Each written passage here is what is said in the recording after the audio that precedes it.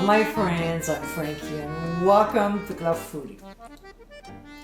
Depending on the season, sweet pies are always a favorite. During fall and winter, there's a chocolate bourbon pecan pie, raisin pie, tarte tatin, apple cheese, silk and satin chocolate, and more. One I like making during those seasons is sweet potato pie. This southern staple has a gorgeous flavor profile. It's sweeter and creamier with a nice background of warm spices. It's certainly a must for Thanksgiving and the holidays. So let's get baking. After washing and patting them dry, we'll poke the potatoes a few times using a fork and then place them on a baking sheet lined with foil. We'll transfer them to a 400-degree preheated oven and bake for 60 to 75 minutes or until tender. We'll remove from the heat and allow the potatoes to cool, about 20 to 30 minutes or until we can handle them. Meanwhile, we'll poke the bottom and the sides of a pie crust.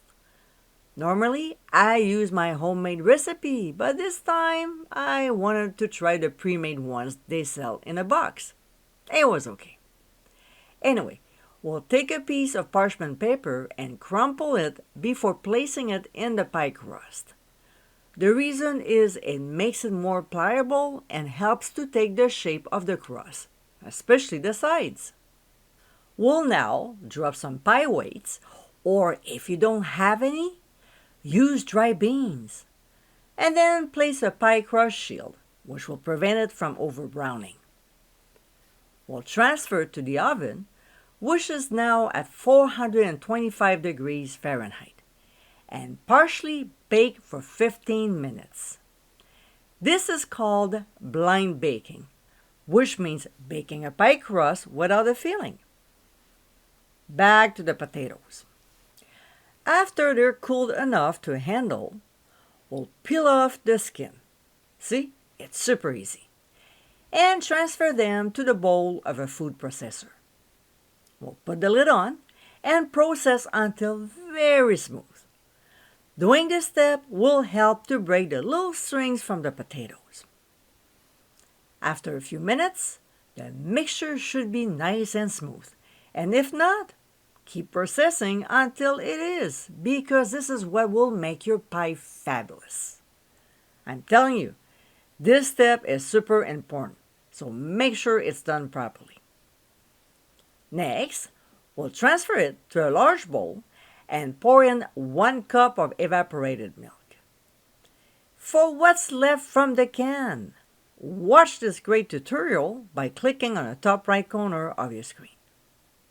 We'll also add some room temperature melted butter, 3 egg yolks, we'll use the whites later to make a nice foam, then brown sugar, as well as granulated sugar, followed by pure vanilla extract, some ground ginger, ground cinnamon, ground nutmeg, and ground sea salt, just a couple pinches.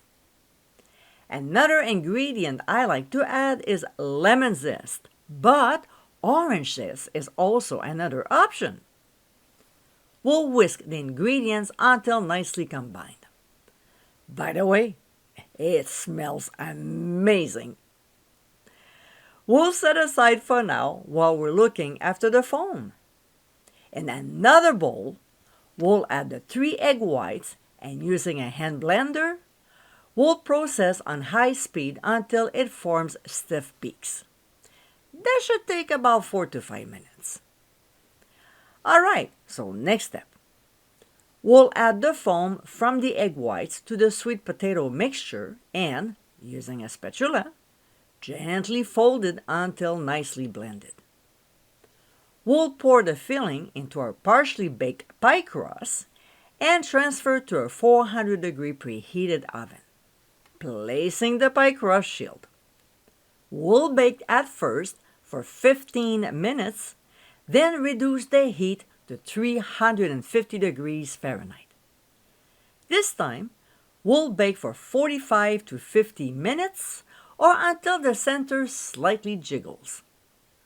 We'll remove from the heat and let it cool to room temperature for an hour before serving or transferring to the fridge.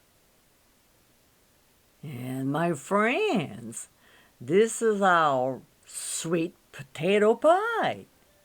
So scrumptious, this southern dessert recipe is perfect for Thanksgiving or the holiday season.